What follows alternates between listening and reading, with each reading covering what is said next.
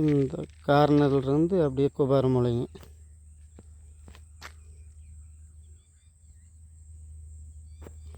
அந்த கம்பிவேலி பென்ஷனுங்க.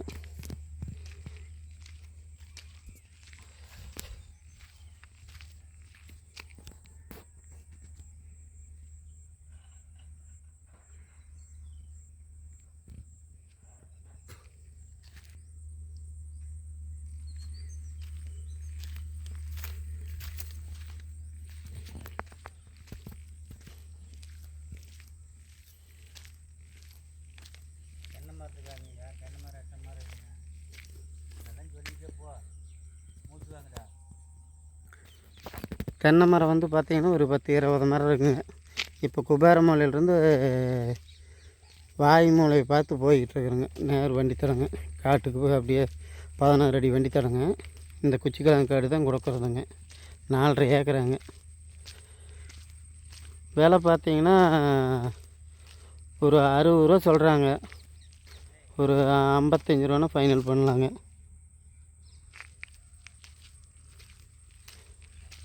குச்சிக்கிழங்கு நல்ல செம்மண் பூமி தாங்க. மண் நல்ல மண்ணுங்க. மண்ணெல்லாம் வந்து ஒன்றும் குறை சொல்ல முடியாது. அந்தளவுக்கு மண் நல்லா இருக்குதுங்க. பார்த்தீங்கன்னா தெரியும் குச்சிக்கிழங்கு அந்தளவுக்கு வந்துருக்குதுன்னு.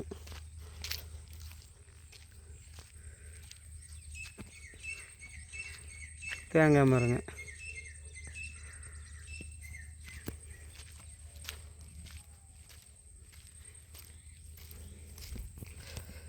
இப்போ பார்க்குறதுங்க குபாரமலைங்க. அதிலிருந்து அப்படியே அந்த வண்டி தரத்துலேருந்து வந்தோம்லங்க முன்னாடி, அப்படியே இந்த குச்சிக்கிழங்காடு புடுங்கினத்துலேருந்து அப்படியே வந்துங்க.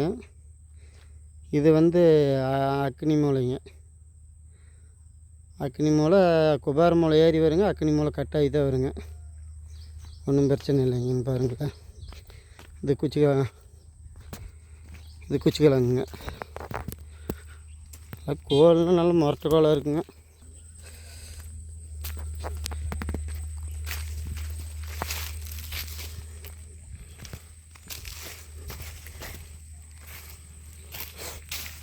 மண் நல்ல மண்ணுன்னு பாருங்களேன். களிமண்ணுன்னு சொல்ல முடியாது, செம்மண்ணுன்னு சொல்ல முடியாதுங்க. ரெண்டும் கலந்த மண், அருமையான மண். வெள்ளாமைக்கு அருமையாக ஒட்டுங்க. எல்லாமே ட்ரிப்புங்க.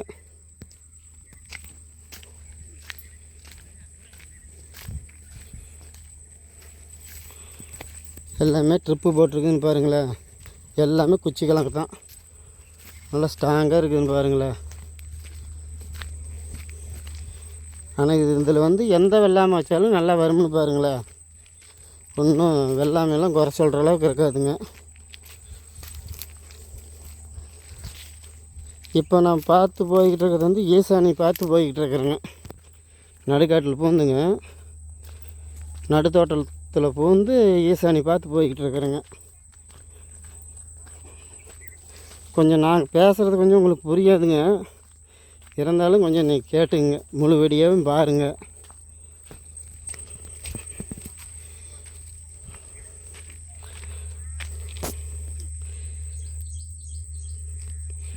இது வந்து இப்போ பார்க்குறது அக்னி மூலைங்க. அக்னி மூலை தென்னை மரம்லாம் இருக்குதுன்னு பாருங்களேன். காயெல்லாம் நல்லா இருக்குதுன்னு பாருங்களேன்.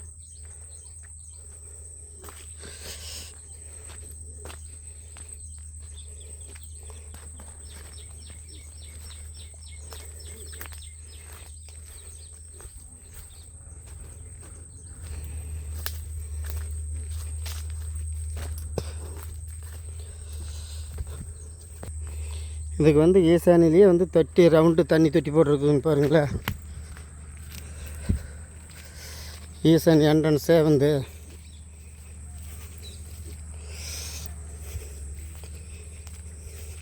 போருங்க. ஈசானிலேயே போரு. இதுதான் என்ட்ரன்ஸுங்க.